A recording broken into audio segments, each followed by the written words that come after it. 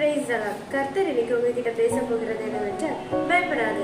எதை குறிச்சாலும் பயந்துட்டு இருக்கீங்களா? உங்களோட ஃபியூச்சர், எக்ஸாம் ரிசல்ட், ஜாப், எதை குறிச்சும் பயப்பட வேண்டாம்.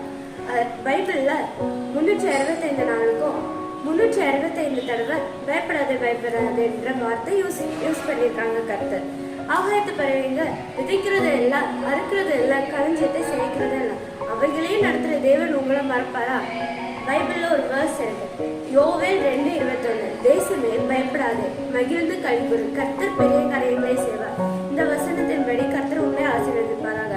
அந்த வசனத்துல தேசமேன்ற இடத்துல உங்க பேரை போட்டு டெய்லி நீங்க சோர்ந்து போகும்போதோ பயப்படுற நேரத்திலயோ நீங்க அந்த உங்களோட பேரை போட்டு நீங்க வாசிச்சு ப்ரேயர் பண்ணுங்க. கர்த்தர் தாமே இந்த வசனத்தின்படி உங்களை ஆசீர்வதிப்பாரா.